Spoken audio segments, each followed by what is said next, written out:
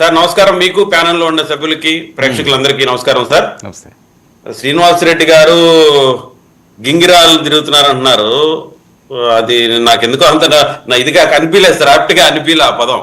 ఎందుకంటే ప్రజలు కొట్టిన దెబ్బకి వాళ్ళు గింగిరాలు కాదు, బొంగరం తిరిగినట్టు తిరిగారు వాళ్ళు.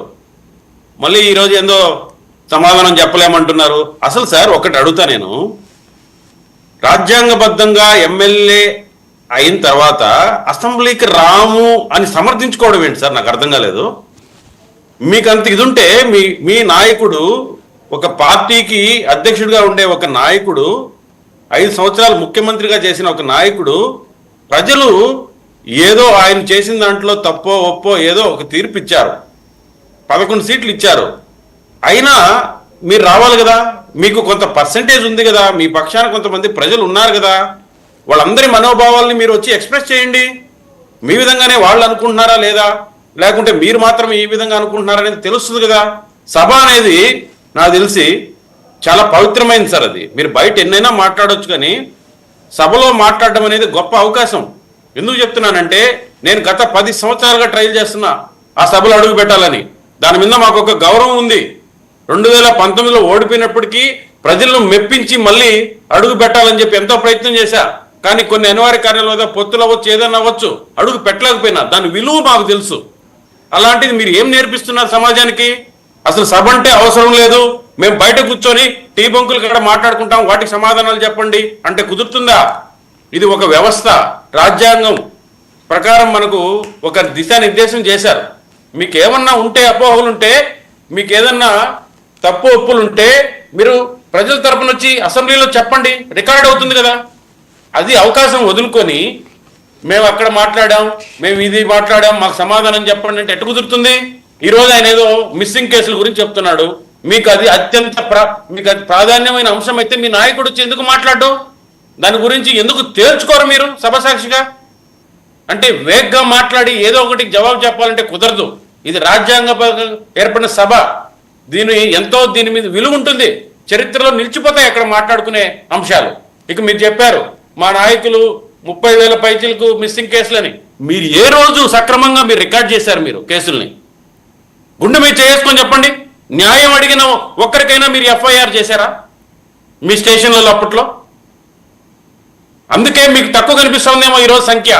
ఈరోజు నిజాయితీగా సామాన్యుడు పోతే కూడా పోలీస్ స్టేషన్లో వాళ్ళ యొక్క ప్రాబ్లమ్స్ని రికార్డ్ చేసుకుంటున్నారు, ఎఫ్ఐఆర్ ఇష్యూ చేస్తున్నారు, తన భేదం లేకుండా చేస్తున్నారు. మీరు ఏం చేశారు? మీరు ఒక పేదవాడిని పట్టించుకున్నారా? ఒక నిజాయితీ అయిన సమస్యను మీరు రికార్డ్ చేశారా మీ ప్రభుత్వంలో? అంతా మీ ఎమ్మెల్యేలు, మీ వాళ్ళు ఇష్టం వచ్చినట్టు దౌర్జన్యాలు చేసి పరిపాలించారు తప్ప చట్ట ప్రకారం ఏదో ఒక్క పనైనా చేశారా మీరు?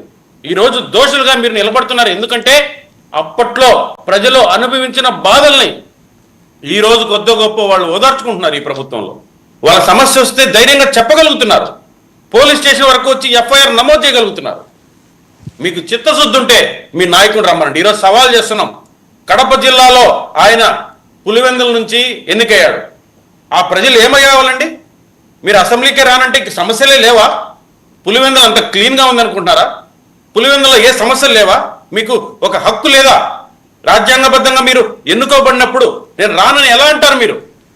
మీకు దాంట్లో చట్టంలో లొసుగులు ఉండొచ్చు, కానీ మీ ఆత్మకు మనస్సాక్షి లేదా? మిమ్మల్ని నమ్మి ఓటేసిన వాళ్ళకి మీరు ఏ సమాధానం చెప్తారు ఈరోజు? ఇవన్నీ ఆలోచించాలా. శ్రీనివాసరెడ్డి గారు కూడా ఖచ్చితంగా అసెంబ్లీ అనేది ఒక దేవాలయంగా భావించాలి. మీరు ఒక్కటైతే మేము హామీ ఇస్తున్నాం, మీరు ఏదైతే గత అసెంబ్లీని ఒక అత్యంత జుగుప్సాకరంగా తయారు చేశారో అలాగా మాత్రం ఉండదు.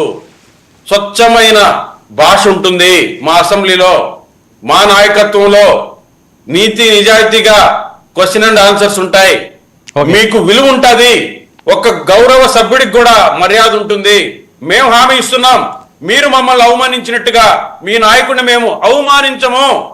మీరు రమ్మనండి ధైర్యంగా. ఆయన దానికి ఏమన్నా భయపడ్డాడేమో కాదండి. ఆర్జీవి గారు, రోజా గారు నిన్నేమో కొడాలి గారి మీద ఏదో వైజాగ్ లో కేసు నమోదైందట. ఏంటి రెడ్ బుక్ ఏమన్నా అమలు చేస్తున్నారా? సార్ నేను ఒక్క మాట చెప్తాను సార్. నిన్న ఈరోజు నేను మా సీఎం గారితో దగ్గరగా ఉండాల్సిన అవకాశం వచ్చింది సార్ నాకు నారావారిలో. నారావారిపల్లి వెళ్ళారా? క్రితం కూడా సార్ బయలుదేరే వరకు కూడా ఆయనతో ఉన్నా నేను. ఒకే మాట చెప్పాడు సార్, ఒక ప్రజాప్రతినిధి ఒక ఇష్యూ చెప్పాడు, సార్ ఇక్కడ కొన్ని రౌడీయిజం సంబంధించి కొన్ని పేటరైపోతున్నారు సార్, వాళ్ళని మనం అరికట్టాలి సార్ అనే ఒక ప్రజాప్రతినిధి ఆవేదన చెప్తే ఆయన ఒకే మాట అన్నాడు, చట్టం తన పని తాను చేసుకెళ్తుంది, ఖచ్చితంగా కక్ష సాధింపులు అయితే మాత్రం ఎవ్వరూ చేయొద్దండి, వాళ్ళల్లో నిజమైన తప్పు చేస్తుంటే ఖచ్చితంగా వాళ్ళని మనం పనిష్ చేద్దాం, అంతేగాని మనం ఎవరి మీద మనకేదో ఉందనుకొని చేసే పద్ధతి మనకు ఉండకూడదు. ఎందుకని అన్ని కూడా ఇంకో క్వశ్చన్ వేసాడు సార్ ఆయన, గత ప్రభుత్వం ఎందుకు అతి దారుణంగా ఓడిపోయిందో మీరు గమనించారా అని అడిగాడు ఆయన. అందరూ ఇట్లా ఆలోచిస్తుంటే ఆయన చెప్పాడు, ఎస్, కక్ష సాధింపుల వల్ల, చట్టాన్ని వాళ్ళ చేతుల్లోకి తీసుకోవడం వల్ల మాత్రమే పతనమైంది, ప్రజలు గమనిస్తూ ఉంటారు ఇవన్నీ, కాబట్టి మనం స్వచ్ఛమైన పరిపాలన ఇద్దామని ఆయన చెప్పాడు సార్, నా చెవులతో నేను నిన్న ఈరోజు. అందుకే నేను చెప్తున్నా, ఒక నాయకుడు అంటే అలా ఉండాలి. ఏం చేశారు సార్? మీరు ఎవరిని ప్రోత్సహించారు?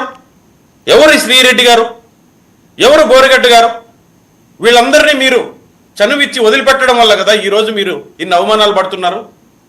వాళ్ళు ప్రతిపక్షాన్ని చాలా నీచాతి నీచంగా మాట్లాడుతూ ఉంటే మేము భరించాం, 5 ఏళ్ళు భరించాం, అయినా మీరు ఈరోజు బాధపడుతున్నారు. వాళ్ళ తక్కన వకాతా పుచ్చుకుంటున్నారు మీరు. వర్మ గారు ఏమండి, ఆయన ఒక స్టార్ డైరెక్టర్ అన్నారు, ప్రజలు ఎంతో ఆదరించారు, మీరు అతన్ని ఎలా వాడారు? ఆయుధాన్ని, వర్మ అనే ఆయుధాన్ని మీరు ఎలా వాడారు? ప్రతిపక్షాలని నాశనం చేయడానికి వాడారు మీరు. వ్యూహాలు అన్నారు, ఏం వ్యూహం చేశారు మీరు? ప్రతిపక్షాలని నాశనం చేసే వ్యూహాలు పన్నారు మీరు. అలాంటి వాళ్ళకు చట్టపరంగా ఈరోజు కొన్ని నోటీసులు వస్తే మీలో నిజాయితీ ఉంటే మీకేం